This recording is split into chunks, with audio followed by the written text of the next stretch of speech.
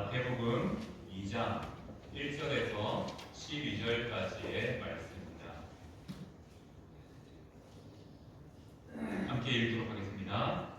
헤롯 왕 때에 예수께서 유대 벨레헴에서 나시매 동방으로부터 박사들이 예루살렘에 이르러 말하되 유대인의 왕으로 나신 이가 어디 계시냐? 우리가 동방에서 그의 별을 보고 그에게 경배하러 왔노라 하니 헤롯 왕과 온 예루살렘이 듣고 소동한지라. 왕이 모든 대제사장과 백성의 서기관들을 모아 그리스도가 어디서 나겠느냐 물으니 이르되 유대 베들레헴이오니 이는 선지자로 이렇게 기록된 바 또 유대 땅 베들레헴아 너는 유대 볼 중에서 가장 작지 아니하도다. 내게서 한 다스린 자가 나와서 내 백성 이스라엘의 목자가 되리라 하였음이니이다.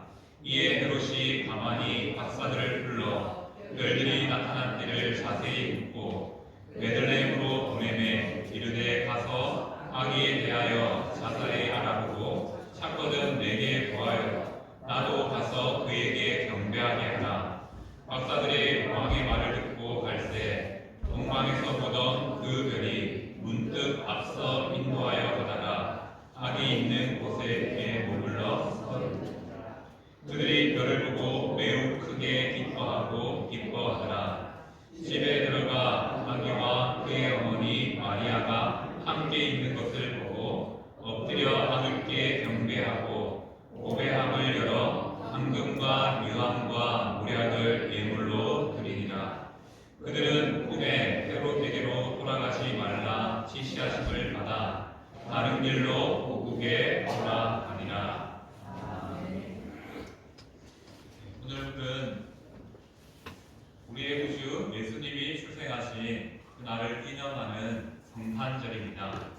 오늘 말씀을 통해서 우리는 성탄절의 의미와 성탄절의 여러 가지 사항들을 함께 점검함을 통하여서 성탄절의 참된 의미가 무엇인지 오늘 주어진 말씀을 통해서 함께 살펴보고자 합니다.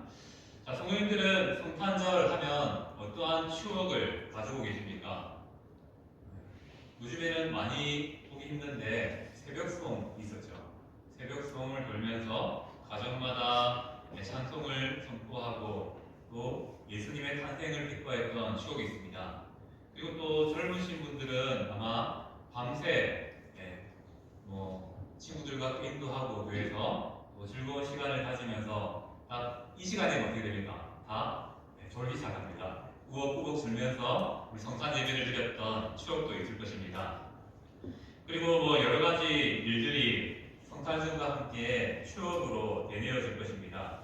그렇다면 이 시간 우리의 성탄절에 대한 마음가짐은 어떠한지를 한번 생각해 봅시다. 여러분들은 이 자리에 앉아 계신 성도님들은 성탄절 하면 무엇이 가장 먼저 떠오릅니까? 현대 종교 연구소에서 기독교인을 대상으로 한 1000명 정도의 사람들에게 물어봤습니다. 당신은 성탄절이라고 하면 무엇이 가장 생각납니까? 라는 설문조사에 한국 크리스찬들은 49%가 이 땅에 오신 아기 예수님이 생각납니다 라고 답했고 22%는 교회가 생각납니다. 또 16%는 캐롤송이 생각납니다 라고 응답했습니다. 이 통계를 보면 아직 한국 기독교인들은 성탄절 앞에 건전한 마음과 생각과 믿음을 가지고 있음을 압니다. 하지만 이 수치가 좀 많이 달라지고 있죠. 이제 우리가 성탄절 하면 예수님이 생각나야 되는데 무엇이 생각나냐면 가족들과 함께하는 시간, 나와 소중한 사람과 함께하는 그런 추억들이 오히려 성탄절을 대체하는 모습으로 나타나게 됩니다. 이러한 상황 가운데서 우리가 성탄절의 이야기들을 한번 전반적으로 점검했으면 좋겠습니다. 자, 이 자리에 계신 성도님들은 우리 트리가 있지 않습니까? 이 트리가 어떻게 기원되는지 아십니까? 한 번도 생각해 본 적 없죠? 그냥 성탄절 하면 우리가 불빛을 달고 나무에 예쁘게 장식하는 것을 우리의 늘 하던 일들로 생각해 봅니다. 그런데 트리의 기원을 찾아가 보면 이게 좀 비교도적인 상황에서 나왔습니다. 북유럽에 가면 게르만족과 함께 그 주위의 사람들이 동지라고 하죠. 해가 가장 짧은 날, 그날에 상록수, 푸른 나무 가지를 집안에 걸어놓고 어떤 의미로 하냐면요. 빨리 해가 돌아와라, 태양아 돌아와라. 그래서 다시 따뜻하게 만들어줘 라는 의미로, 미신적인 의미로 이 나무를, 푸른 상록수를 거는 그런 전통들이 있었습니다. 그리고 그러한 전통 안에 복음이 전해지면서 그 복음이 이 문화와 접해지면서 상록수를 묘에 세워놓고 이날을 기념하는 것들을 세워나가게 됐습니다. 상록수가 의미하는 것은 그들은 뭐 푸른 태양이 빨리 돌아와서 우리를 푸르게 만들어줘 라는 바람이 있었지만, 교회에서는 이 상록수를 예수님과 대비해서 영원한 생명, 희망을 상징하는 나무로 세우게 됩니다. 그리고 이러한 정부는 세상의 빛으로 오신 예수님을 기념합니다. 그래서 종교개혁자 마틴 루터가 밤하늘의 별을 보면서 어떤 생각을 했냐면, 이 별을 통해서 예수님을 생각했으면 좋겠다. 그래서 나무에 초를 올려놓는 일들을 시작했다고 합니다. 그것이 트리의 불빛의 기원이 됩니다. 그렇게 세상의 빛으로 오신 예수님을 기념하며, 우리 트리에 보면 빨간 봉이 있지 않습니까? 그 봉이 의미하는 것은 뭔지 아십니까? 에덴 동산의 선악과, 우리가 제 가운데 거했다, 우리가 죄인이었다는 사실, 그래서 우리가 예수님이 필요하다라는 것을 의미합니다. 그리고 우리가 트리에 지금은 깔끔하게 하기 위해서 안 하지만 옛날에 금줄, 은줄 막 쳤지 않습니까? 그것이 의미하는 것은 예수님이 왕으로 오셨다, 또 하나님의 영광이 나타났다라는 의미로 사용했습니다. 그리고 성탄절에 선물을 주고받는 것은 이 땅에 우리의 선물로 오신 예수님을 기억하기 위해서, 그 내용들을 되뇌기 위해서 또 선물을 사용합니다. 이렇게 트리가 아무것도 아닌 것 같지만 하나하나의 복음적인 의미를 담고 있다는 것이죠. 그리고 또 우리가 성탄절 하면 또 생각나는 한 사람이 있죠.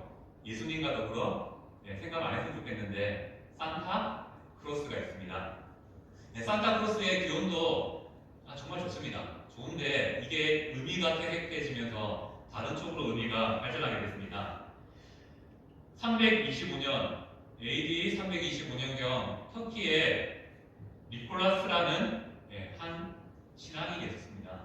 이 신앙인은 모범이 됐죠. 삶의 모범이 되는 어떤 모범이 되었냐면, 가난한 이웃들에게 선물을 전하는 일들, 도움을 전하는 일들을 행했습니다.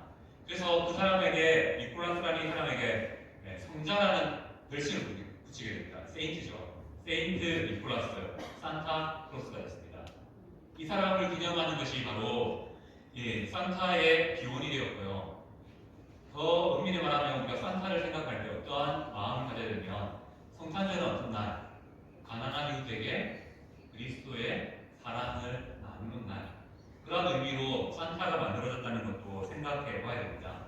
그리고 또 천주교에서는 예수님의 탄생 앞에 마리아를 강조하죠. 우리는 마리아를 기억하는 것이 아니라 성탄절에 주어진 의미 하나하나가 이 땅에 우리를 위해 오신 예수님을 기억한다는 사실을 기억해야 됩니다. 그래서 우리가 성탄절을 지나면서 가장 우리의 뇌리에 남아야 될 단어가 무엇이겠습니까? 예수 그리스도, 예수님이 우리의 뇌리에 남아야 된다는 것입니다. 오늘 본문의 말씀을 통해서 우리가 그 내용들을 다시 한 번 더 되뇌길 소망합니다. 자, 이 땅에 오신 예수님은 우리의 왕으로 이 땅에 오셨습니다. 믿으십니까? 아멘. 마태복음은 왕으로 오신 예수님, 하나님 나라의 왕이신 예수님에 대한 이야기로 기록되어 있습니다. 그래서 마태복음 구석구석을 보면 예수님께서 왕으로서 행하셨던 다스림의 흔적들이 나타나게 됩니다. 그리고 오늘 함께 읽었던 본문 1절 말씀을 보면 예수님께서 유대 베들레헴에서 나셨다라고 말씀하고 있습니다. 구약 성경을 보면 다윗의 고향이 베들레헴이었습니다. 그리고 그 다윗의 고향에 예수님이 태어났다는 것은 무엇을 의미합니까? 예수님께서 다윗의 후손, 왕으로 이 땅에 오셨다는 사실을 강조합니다. 오늘 본문 6절에서 말하는 것처럼 미가서 5장 2절에서도 말합니다. 베들레헴에서 유대를 다스리는 이스라엘의 참된 왕이 태어날 것이다 라고 예언하며 그 예언이 오늘 본문을 통해서 예수님의 탄생을 통해서 성취되게 됩니다. 이처럼 예수님은 다윗의 후손으로 다윗 왕처럼 우리의 왕으로 이 땅에 오셨다는 것을 강조하는 것이 오늘 본문입니다. 그리고 오늘 본문에 동방 박사들이 등장합니다. 자, 동방 박사들이 등장하면서 동방 박사들은 별을 연구하는 사람들이죠. 그 사람들이 하늘을 보니 왕의 탄생을 알리는 별을 본 것 같습니다. 그래서 그들이 집을 싸서 이 유대를 향하여 이스라엘 향하여서 머나먼 여행을 보게 되죠. 그런데 동방 박사들이 가장 먼저 누구를 찾아갔습니까? 예수님을 찾아가지 않았습니다. 그들은 헤롯을 찾아가게 됩니다. 왜 이들은 동방 박사들은 헤롯을 찾아갔을까요? 당연하게 생각하면 됩니다. 왕이 어디 있겠습니까? 궁전에 있겠죠. 수도에 있겠죠. 그래서 예루살렘의 헤롯 왕에게 갑니다. 우리가 유대의 왕이 태어난다는 그런 사실을 알고 그를 경배하기 위해 왔습니다. 왕이 어디 있습니까? 궁전에 당연히 있겠지요 하면서 찾아봅니다. 그런데 이 방문에 헤롯이 당하기 시작합니다. 내가 왕인데 왕이 태어난다고? 그 왕이 어디야? 누구야? 급하게 신하들에게 묻죠. 그러니 신하들이 말합니다. 유대에는 이러한 예언이 있습니다. 베들레헴의 작은 도시에 예수 그리스도 왕이 메시아가 태어난다라는 그러한 전설이 있습니다 라고 말합니다. 그래서 부랴부랴 헤롯은 동방박사에게 오히려 부탁합니다. 금바로 갈 때 그 예수라는 사람이 어디 있는지 알면 나에게 좀 알려달라. 의도는 무엇이겠습니까? 자신의 왕자리를 위협하는 그 사람을, 그 아이를 제거하기 위함이라는 것이죠. 그렇게 동방박사를 보내보내고 헤롯은 긴장함으로 왕이 어디 태어났을까 고민하게 됩니다. 그런데 결론적으로 헤롯은 동방박사가 다시 찾아오지 않음을 통해서 예수님이 어디에 태어났는지 알 수 없습니다. 그리고 그는 이후에 하나님에 대한 눈과 지식이 어두워짐을 통해서 어떤 일을 행합니까? 그 예수님을 찾아 죽이기 위해서 2살 아래의 모든 태어난 아이들을 죽이게 되는 대학살을 일으키게 됩니다. 바로 오늘 예수님은 본문에서 이러한 헤롯의 의향을 알고 하나님은 요셉의 꿈에 나타나서 어떻게 말합니까? 잠시 애국으로 피해라 라고 계시함을 통해서 예수님은 이 대량 학살로부터 모면에서 생명을 건질 수 있었습니다. 여기에 보면 예수님이 애국으로 갔다는 것을 통해서 성경의 출애굽 모티브라고 합니다. 그런 것들도 한번 설명하면 우리의 삶에 의미가 있지만 오늘은 그 내용들은 넘어가겠습니다. 바로 오늘 동방박사의 방문은 이러한 의미가 있습니다. 동방박사가 온 목적이 뭐죠? 유대에 태어난 왕을 경배하기 위해서 왔습니다. 그래서 오늘 말씀이 알려주는 교훈은 간단합니다. 예수님은 이 땅에 왕으로 오신 분이라는 사실입니다. 우리가 예수님을 구주로 고백한다는 것은 바로 우리의 인생의 왕이 예수님이십니다 라는 고백과 같습니다. 그렇게 우리가 이 시간 다 함께 고백했으면 좋겠습니다. 예수님은 나의 왕이십니다 라고 한번 우리의 목소리를 내어서 다 함께 고백하겠습니다. 예수님은 나의 왕이십니다. 정말로 우리 인생의 왕이 예수님이십니까? 아멘. 우리가 이 고백을 한다는 것은 우리에게 덜 입혀지는 은혜가 있습니다. 우리가 섬기고 주인으로 모신 그분이 예수님이 우리의 왕이라는 것은 어떠한 의미가 있습니까? 우리가 그 왕의 자녀가 되어서 왕이 누리는 모든 것들을 혜택을 우리가 받을 수 있다는 놀라운 고백이 됩니다.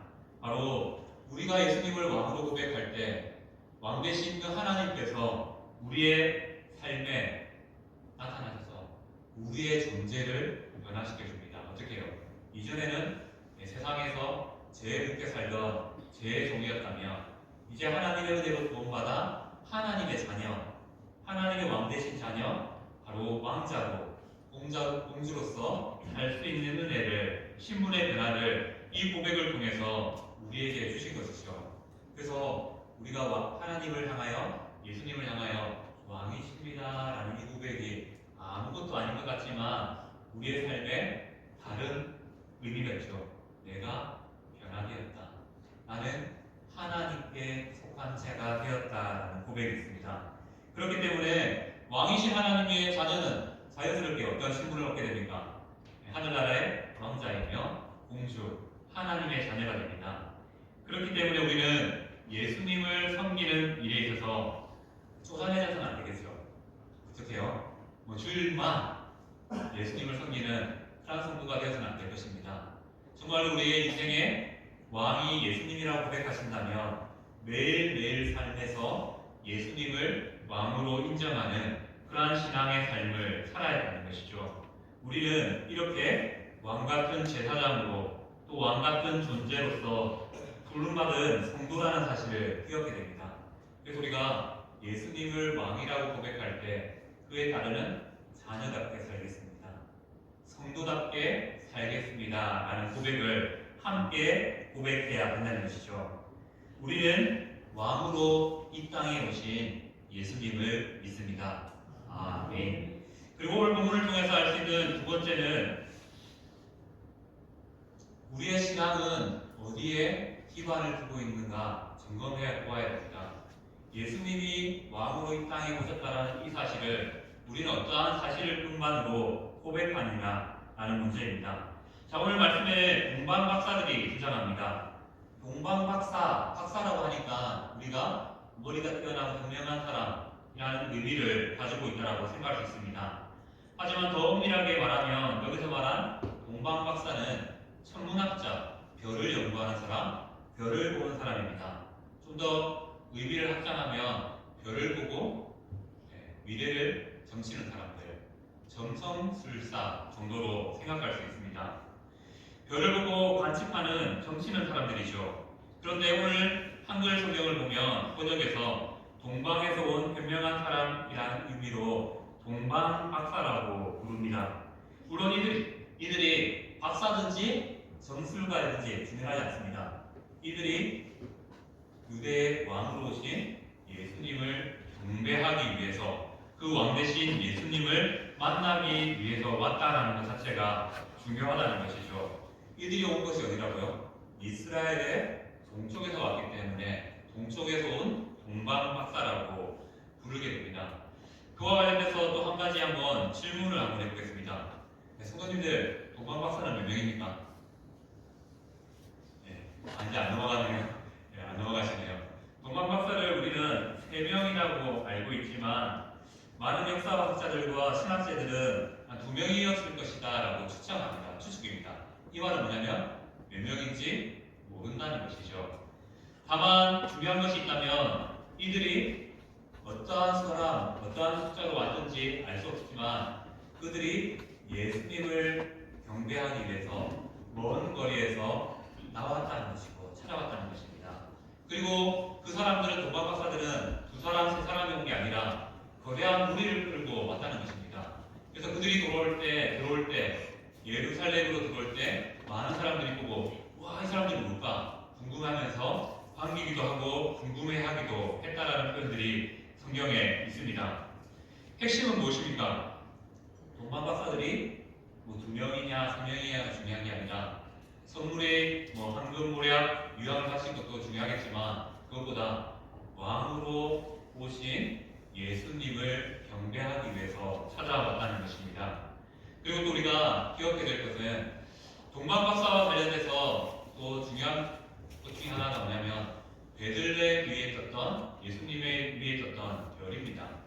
별을 우리는 어떠한 의미로 찾아볼 수 있냐? 제가 여러 분의 책들을 참고해서 결론으로 한 4가지 정도를 추측할 수 있더라고요. 자, 우선은 예수님이 언제 오셨는지를 우리가 알아야 됩니다.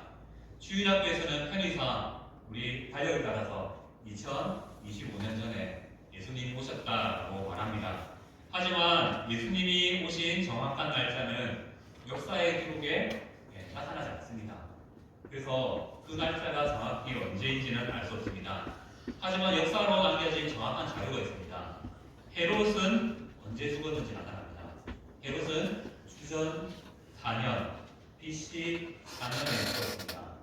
그리고 헤롯이 언제 두살 아래의 아이들을 학살했는지 정확하게는 알 수 없지만 두살 아래라는 점을 봤을 때 예수님이 적어도 한 2년, 두 살 정도의 나이가 있었을 것이다 라고 계산해서 적어도 BC 6년 전에 예수님이 이 땅에 오셨을 것이다 라고 추측합니다. 그래서 책들은 말하더라고요. 과거에 BC 11세기, 너무 오래됐죠? 또 BC 4세기에 헨리 해성과 같은 별이 그 하늘 위에서 반짝임으로 나타났을 것이다 라고 과학자들이 한번 추측해봤습니다. 그런데 헤롯의 죽음과 너무 먼 시기이기 때문에 이 시기는 예수님의 시기와 맞지 않는 것 같습니다. 그리고 또 과학자들이 BC 7년에 별의 회합이라고 하죠. 목성, 토성, 금성 세 개의 별이 갑자기 뭉쳐지면서 별이 하나 더 반짝빛나게 되는 그런 일이 있었다라고 추측해 봅니다. 그런데 오늘 말씀을 보고요, 성경을 보면요, 한 별이 나타났다라고 말합니다. 세 별이 합쳐졌다가 아니라 한 별이 나타났다라고 말하기 때문에 이것 역시 과학적으로 증명되지 않습니다. 그리고 또 과학적으로는 초신성이라는 게 있습니다. 갑자기 빵 하고 사라지는 겁니다. 뭐냐면 별이 먼 곳에서 파람을 통해서 갑자기 강한 빛을 냈다가 사라지는 그런 일들이 있습니다.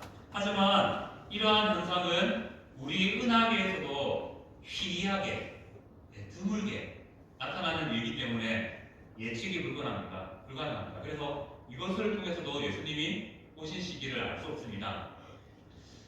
그리고 네 번째, 이 예루살렘 별에 대해서 또 추측하는 것은 자연적인 법칙으로 설명할 수 없는 별이다라고 여겨집니다.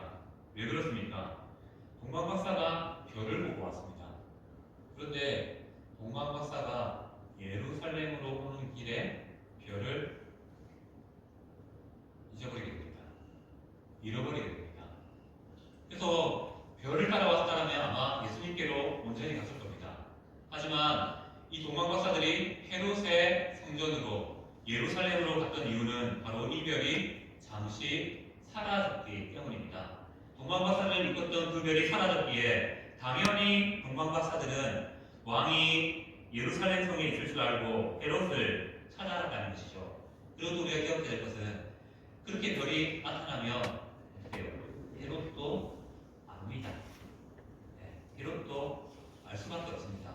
그런데 헤롯은 그 별을 보지 못했습니다. 신하들도 보지 못했습니다. 이것은 무엇을 의미합니까? 동방 박사들에게 나타난 특별한 방법의 별이었다는 것을 의미합니다. 예수님 탄생 시의 별이 어떤 별인지 알 수 없습니다. 결국 우리가 예수님이 이 땅에 오신 정확한 날짜를 추론할 수 없다는 것이죠. 근데 그것은 중요하지 않습니다. 예수님이 언제, 어느 때에 태어난 것은 우리에게 중요하지 않다는 것이죠. 우리는 과학으로 증명된 성경의 내용들을 믿는 것이 아니라 바로 성경의 말씀 그 자체를 믿는 자들입니다. 성경에서 예수님이 우리의 왕으로 태어났다라는 그 사실을 믿는 자라는 것이죠. 우리는 말씀이 계시하는 예수님을 믿습니다. 성경에는 과학으로 설명되지 않는 수많은 사건들이 등장합니다. 모병이여 과학적으로 설명됩니까?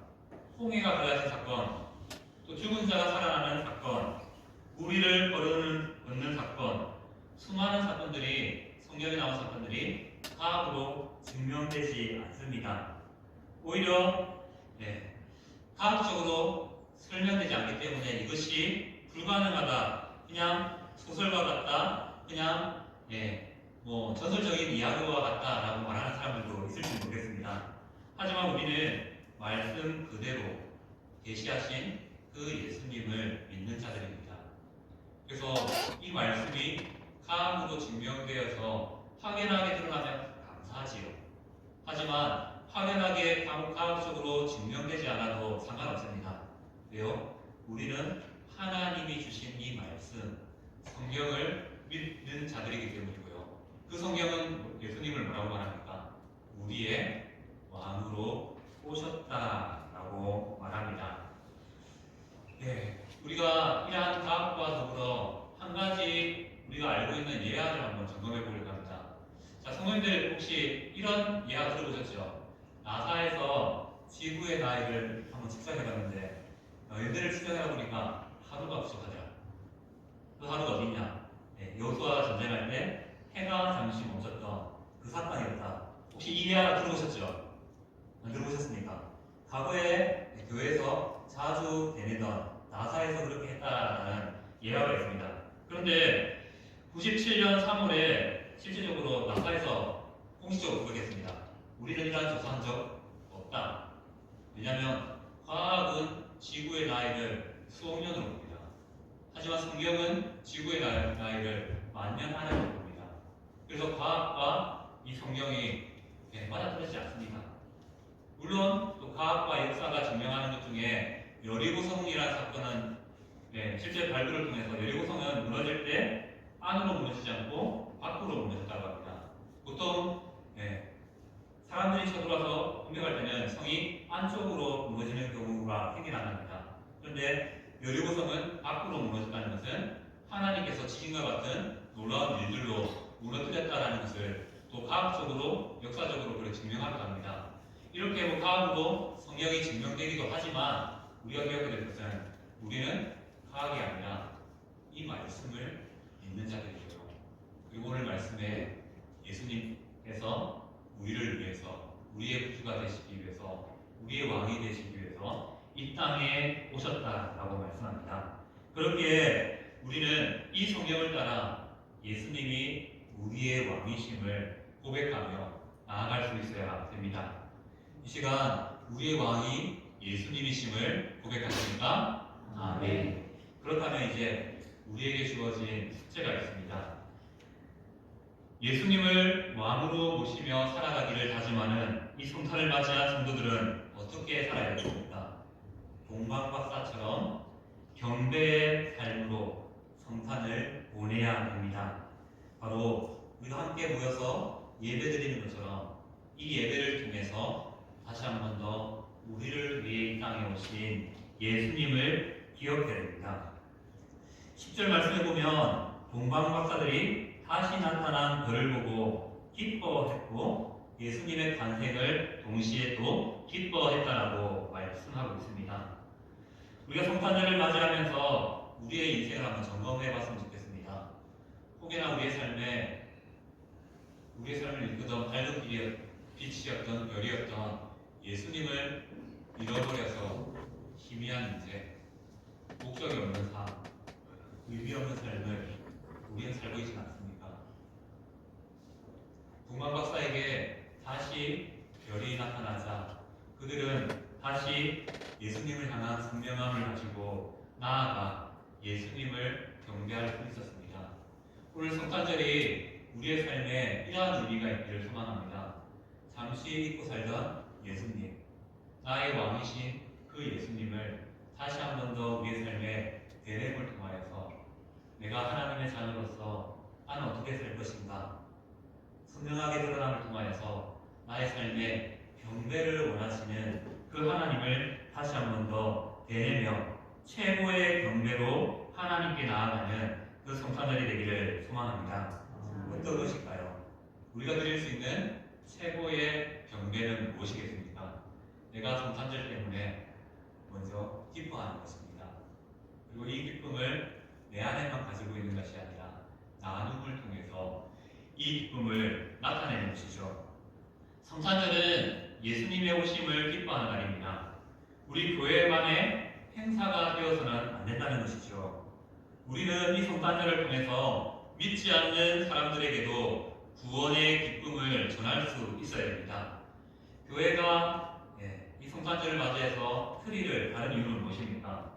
트리 예쁘라고 다는 것 그분도 있겠지만 믿지 않는 자들에게 예수님이 오셨다는 것을 참된 빛 대신 예수님께로 나오라는 그런 의미를 가지고 트리를 달게 되는 것이죠.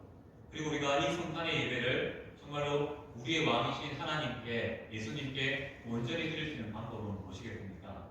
그 기쁨을 다시 한번 더 회복하는 것이고요. 그 기쁨을 가까운 이웃에게 나눔을 통해서 행하는 것입니다.